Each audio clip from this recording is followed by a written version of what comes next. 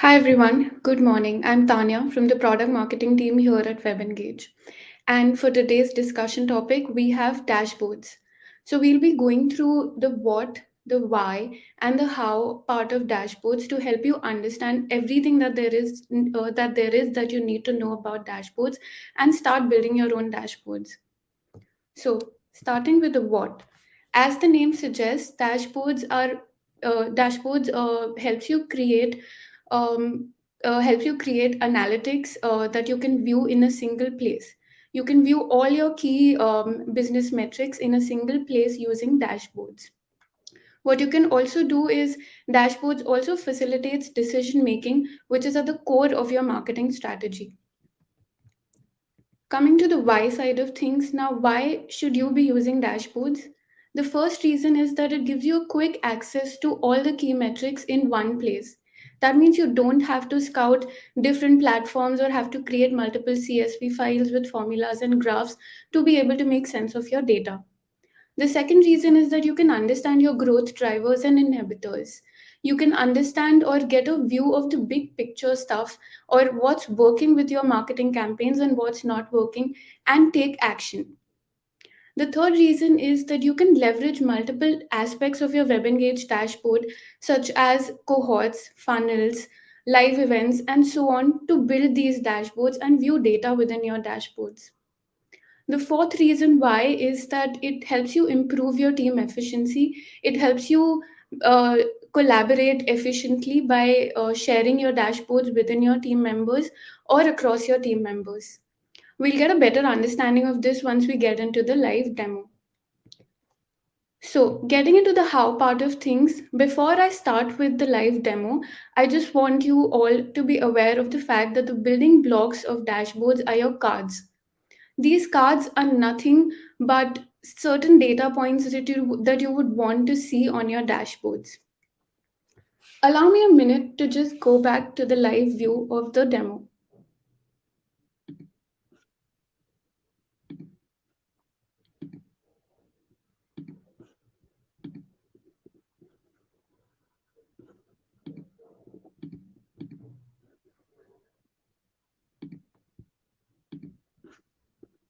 Great. So here we are in a demo WebEngage environment. I'll help you walk through the process of how you can create your dashboards. We'll take an example of an e-commerce industry and the possible metrics that an e-commerce industry would want to track. So under data and insights, you can see dashboards over here, which is where you want to be. By clicking on the plus button, you can create your dashboard. You can name your dashboard. I would just want to call it test and e-commerce. At this point, you can also add tags to your dashboard, which will help you just manage your dashboards better. You can also change your visibility. Right now, it's set to just me, but you can change it to whatever is it that you're comfortable with. For now, we'll keep it to just me and click on Create Dashboard.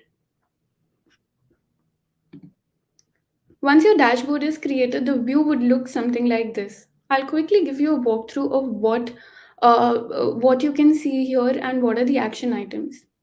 So this is the name that we gave to our dashboard. This is the edit button, which with you can make changes to the names and visibility and tags on your dashboard. This is the button that you can click if you want to duplicate your dashboard. Similarly, if you want to delete your dashboard, that's also an option that's available.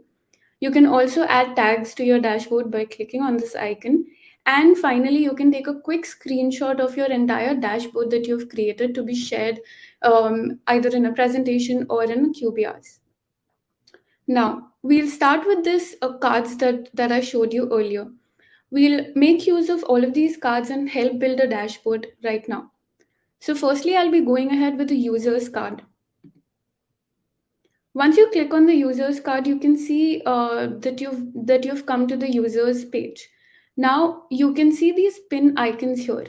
You can quickly click on these pin icons and pin whatever data that you want to see on your dashboard. For example, I would want to have a view of my monthly active users. So I'm just going to click the pin button here, give my card a name, monthly active users, put it on my ecom dashboard. This is the preview of what's going to appear on your dashboard and simply click pin to dashboard.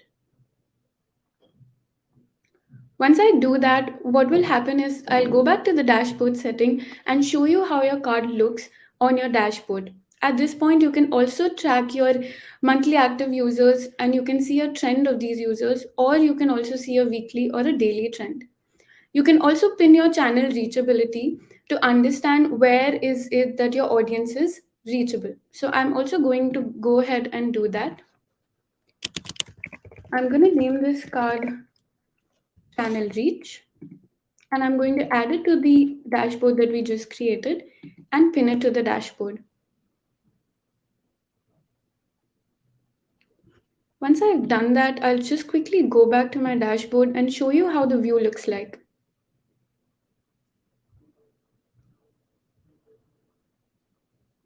There you go. So first, the card that we first created was to look at the monthly active users, and the next one is to look at the channel reachability.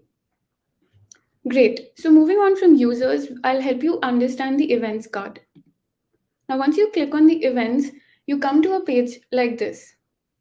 Now, you can pick any events, either a system or a custom event that you have here to build whatever data that you need. For the example's sake, if you're going ahead with an e-commerce industry, I would want to look at my purchases. So I would use a custom event such as completed purchase. It could be anything that you are tracking on your end.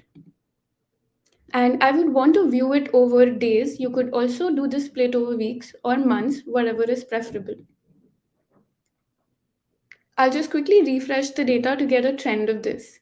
Now you can either pick a line or a bar or a table graph, whatever is preferable.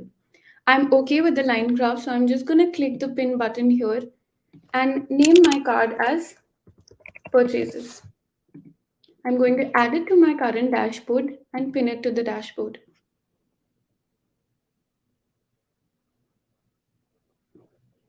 Once I've done that, I'll quickly go back to dashboards and show you how is it that this card that we just added will appear in your custom dashboard. Here you go. You can see your purchases and the trend. Now, let's say I also want to see uninstalls. So the way that you can go about using your uninstalls at this point is that you can go back to your events card and you can select the system event app uninstalled. Now, again, you can do this over days, weeks, months, whatever your preference is. I'll quickly hit refresh to get the data.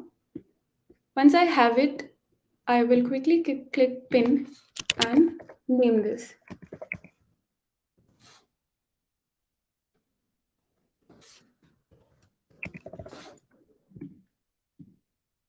I'll pin it to dashboard and I'll quickly go back to my dashboards to show you how the view looks like.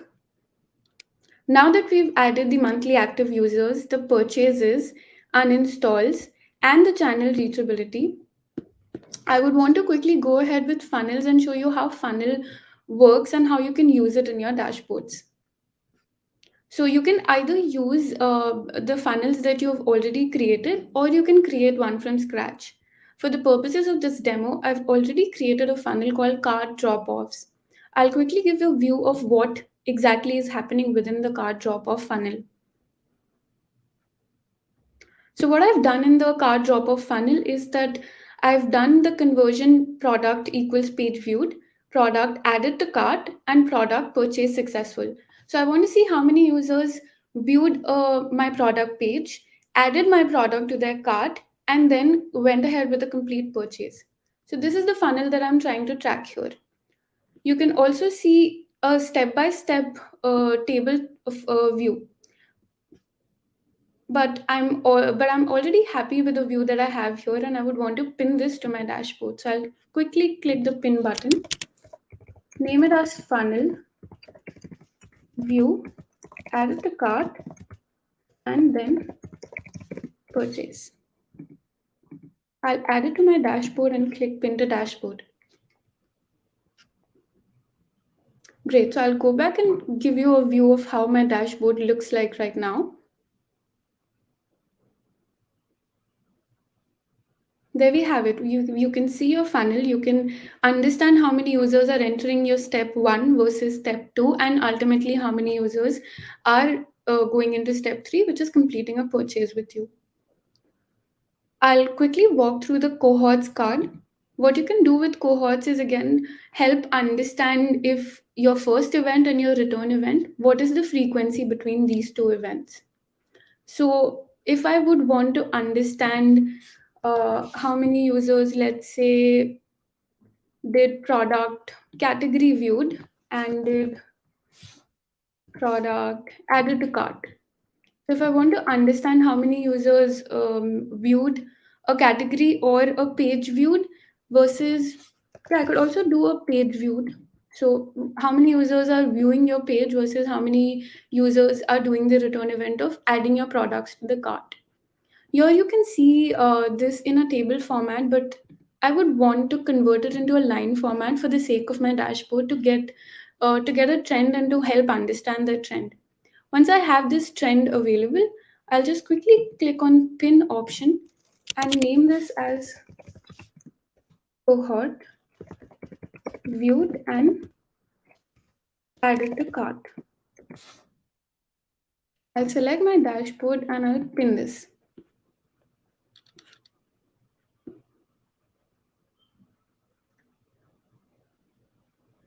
So as you can see, it's very, very easy to sort of create these dashboards, get an overview of what's happening with your overall data.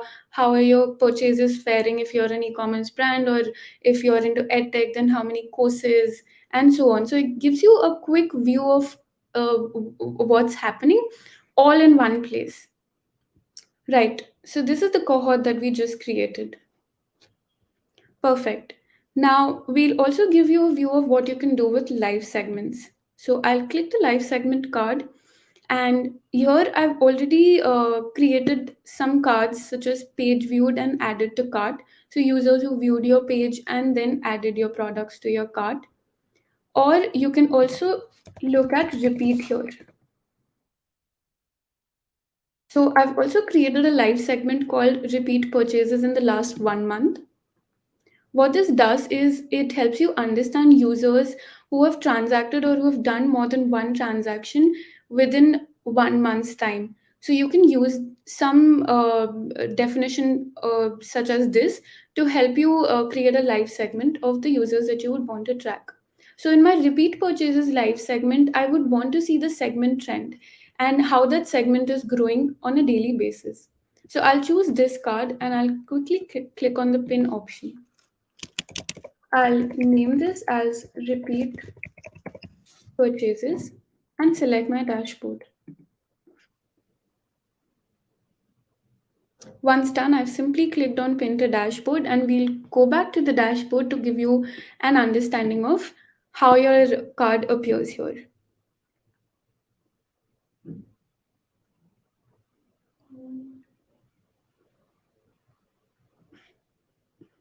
This is the card that we just created for repeat purchases. Now, if you also want to understand the trend of, let's say, your push campaigns or your WhatsApp campaigns or your SMS campaigns, you can also do that using events card, and I'll show you just how. Go back to the events. Under your system, you can see data for what you would want to view in terms of channel send trend. I would want to look at my SMS send trend over days. So you can quickly get a sense of what the trend has been like for your SMSs. Now I'll pin this to my dashboard and I'll call it SMS send trend.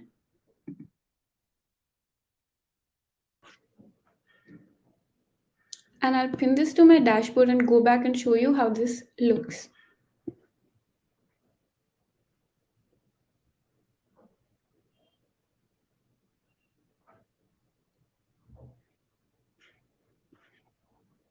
This is the trend card that we just created. Now, Now that I've created a couple of cards within this dashboard, I would just want to go ahead and sort of show what you can do in this dashboard.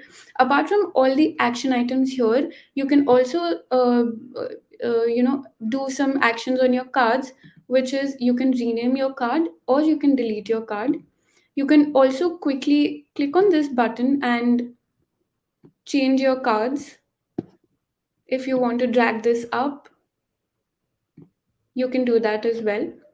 And for example, if I want to understand or get a better view of one of these cards, you can also click on the plus icon here to change the size of your card. And alternatively, you can also click on the -1 to get it back to view. So, for example, if I want to see this trend in a more larger format, I would go ahead with something like this.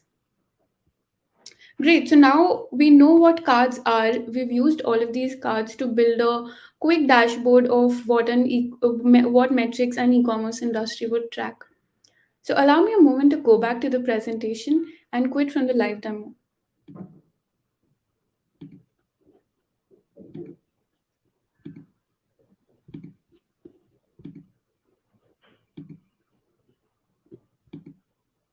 Perfect. So we just went through with a live demo of how you can create your dashboards. Now, I'll just do a quick recap of the nuances that are possible in your dashboards. You can edit your dashboards, you can duplicate and delete your dashboards.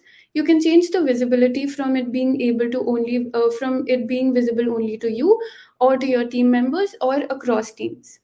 You can also put in tags in your dashboards, and you can quickly take a screenshot of your dashboard. At a card level, you can rename your cards, you can resize, delete, or rearrange your cards.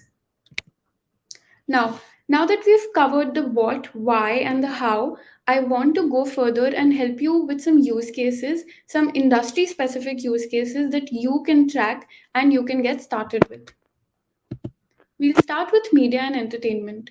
Now, the example metrics for a media and entertainment industry to track could be the monthly active users, could be to look at known versus unknown users.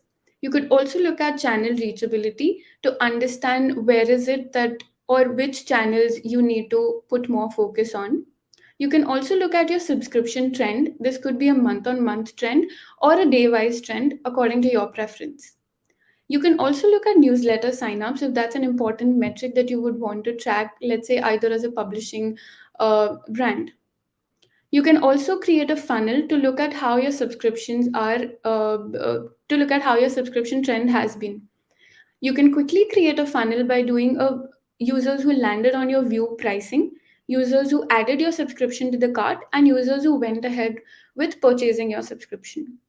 You can also create a cohort and view your subscription in terms of users who are landing on a particular page as the first event, and use the same as the returning event, and split it by channel to see which channels such as emails or paid campaigns, which channel is bringing you more traffic, and you can then focus on how you need to proceed with efforts on particular channels. For an edtech industry, the example metrics that you could track are you can look at the number of courses that have been completed. You can also split these course completions by subject wise. Let's say if you want to understand how many analytics courses were completed versus how many marketing courses were completed. So, whatever vertical is it that you've been following, you can track your metrics according to that. You can also look at how many users registered for your courses, and similarly split this basis either the subject or the vertical that you have. You can also create a conversion funnel to view how many users landed on a particular course page, signed up for the course, and then went ahead and completed your course. You can also do a split of paid versus free courses to understand what the trend has been if that is something that your brand offers. And lastly, you could also track your live class attendance. You can look at this view on you can also look at it on a day wise or a month wise trend according to your preference. Coming to travel and hospitality, the example metrics that you can track are bookings that were made. Again, you can use this as a month on month or a day wise trend according to your preference. You can also split your bookings by region if that is something that you would want to look at. You can also do a category split in your bookings. For example, if I want to view my bookings as to how many bookings were made in flight category versus how many were made in the train category, so you could also do that split. You could also look at a conversion funnel for users who did a search, who did a category search, users who added that category to your cart, let's say flights, for example, and then users who went ahead and continued with the booking. You can also look at repeat bookings, which would be a good metric to track here. And remember the repeat bookings that we showed in the e-commerce demo. You can create a live segment to understand or to define what repeat booking means for your business, and track that live segment to be able to understand how many users are doing repeat bookings on your platform. Coming to BFSI and fintech, the key metrics to track would be to look at the KYC completion trend, look at transactions. Now, this could also be split category wise in terms of car insurance, health insurance, medical insurance, and so on. You could also create an onboarding funnel to understand how many users installed your app, then signed up using your app, and then did a successful transaction. You can also do a drop off checkout. You can also create a drop off checkout funnel here to understand how many users came to your cart but did not go ahead with the purchase. You can do this by creating a live segment as well. And lastly, you can also track your repeat transactions. Coming to gaming, the metrics that you could track would be to look at your monthly active users, look at what your channel reachability looks like. You could also, at this point, look at your channel send trend. The example that we showed in e-commerce was the one that we looked at the SMS send trend. Over here, you could look at any send trend. If you want to look at channels, emails, pushes sent, you can do that. You can also look at how many users did your app sign up or completed the app sign up. You can view it as a month-on-month trend or a day-wise trend. Another metric to track would be how many users added funds to wallet if that is something that is specific to your business. Coming to the second last industry, which is food tech. For food tech, you could look at the number of orders that you got. You can look at it as a month-on-month trend or a day-wise trend. You can also split these orders into a day-wise split to look at how your orders are faring between the days of the week. So, for example, if I want to understand in comparison to a Monday, how many orders am I getting on a Tuesday or a Thursday? You could also do that.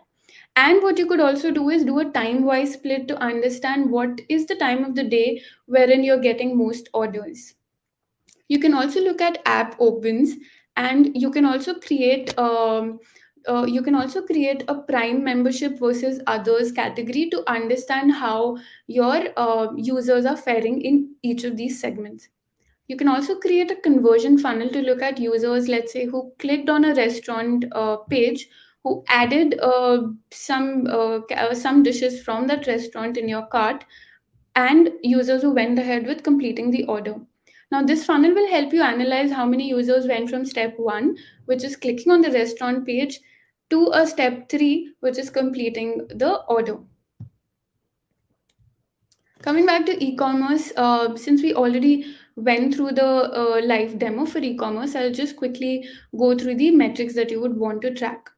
So we went through the purchase to look at the purchase trend. What you can also do at this point is look at the category split for purchases in terms of how many users purchased a beauty product, or how many users purchased a dress related product, or how many users purchased a home and living category product.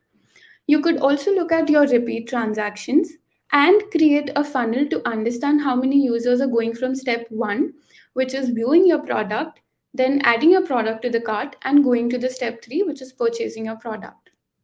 You could also look at app uninstalls, and you can also create a cohort of users who viewed a category page and then went ahead and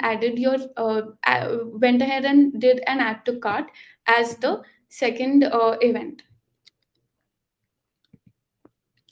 Great. Now that we've covered a lot about dashboards, we know what dashboards are, why you need to use them, and how it exactly works, and have gone through some use cases. The only thing that I want to communicate at this point is that it's very, very easy to create your dashboards, like you just saw. You can use just simple features such as pin and drag and drop to create your features and to create your dashboards. And the best thing is, you don't require any technical help. With this, we come to the end of the presentation, and at this point, I would want to open for questions or feedback. But before I do that, I would want to introduce Nikit, who is the product manager at WebEngage. So, if you have any questions, just please put in your questions on the comment section, and we'll take them one by one.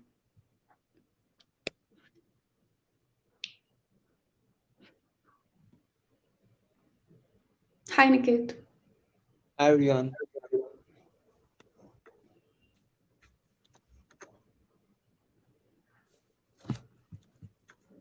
Okay, can we track hourly email data?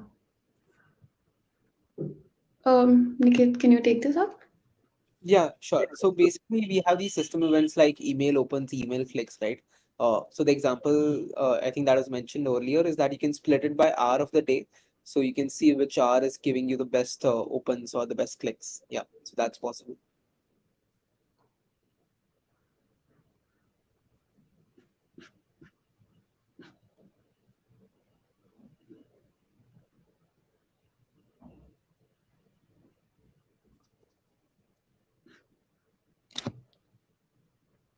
Right. If there's any more questions that you have on how you can track app uninstalls, look at any other data point that you've been trying to figure out but haven't been able to, this is the right platform to ask your questions.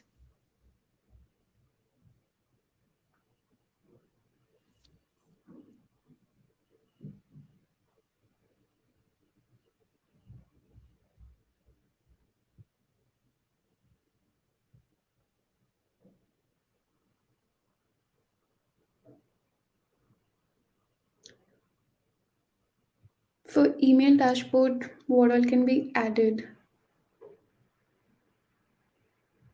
Any suggestions? Uh, so there are multiple things that you can do, right? So currently, what we have is that you can track system events in your dashboard, right? So we have email open, email clicks as system events, so you can keep a eye on their trends, see how they're performing. Right? But what will come up in the future in this quarter itself is that we will allow you to see anything that you see in your campaign stats, uh, all the details and all the metrics that you are able to see there. You will be able to directly pin them on your dashboard, right? So that will allow you to analyze your email campaigns further. But even currently, what you can do is you can track email opens and clicks, and you can split it by various metrics like hour of the day, or the manufacturer on which the email was opened, things like those.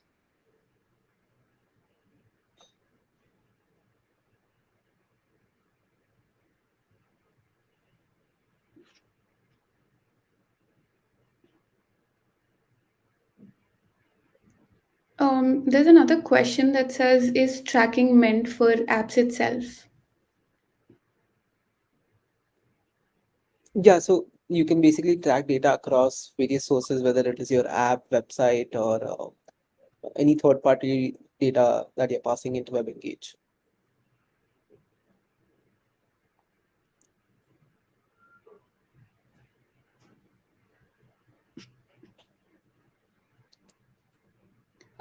To improve your open or your click rates, I would suggest working on your subject line. Make sure that it's catchy and it gives your audience a reason to click on your email to begin with.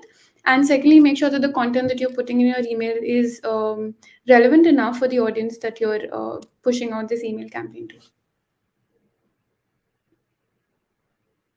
Is there any visibility on where the email ends up, primary, promotions, or spam?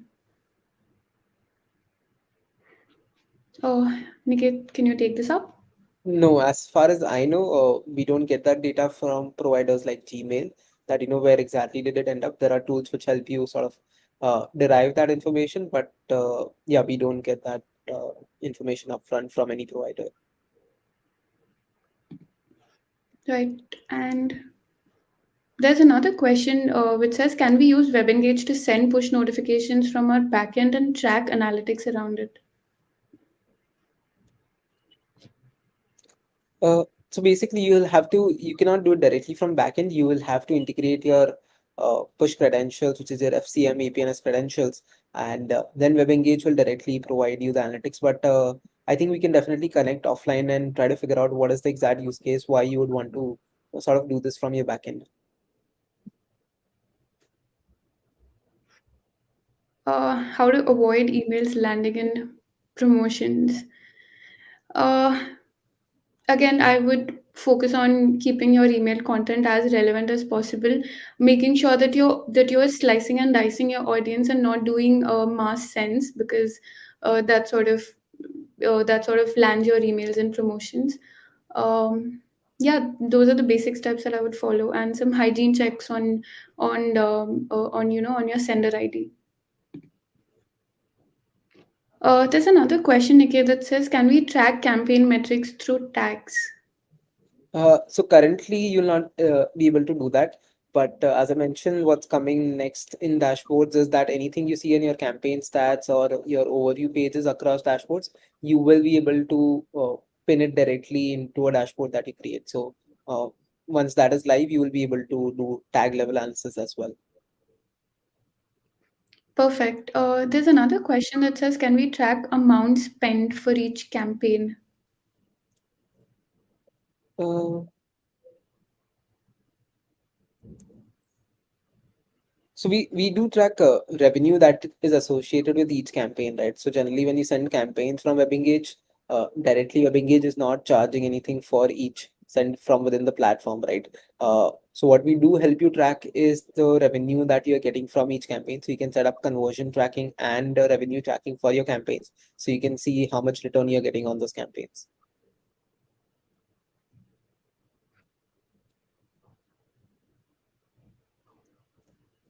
Perfect. Again, if there's any more questions that's related to dashboards, creating dashboards, or anything specific to what you can do with dashboards, just put them in your comments.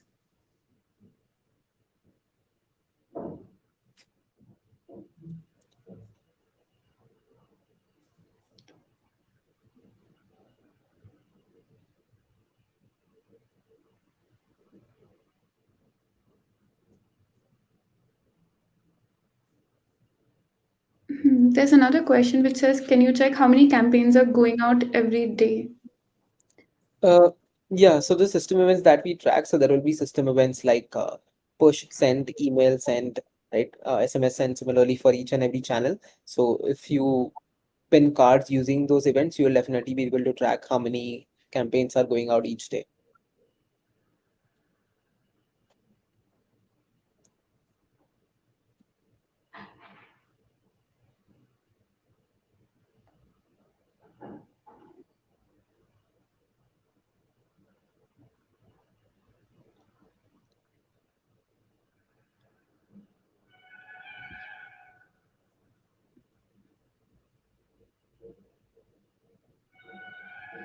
Great. So, if there are no more questions at this point, we can close this discussion, and we'll send you the recording of this session, as well as a few other resources that can help you navigate dashboards. Thank you. Thanks, everyone.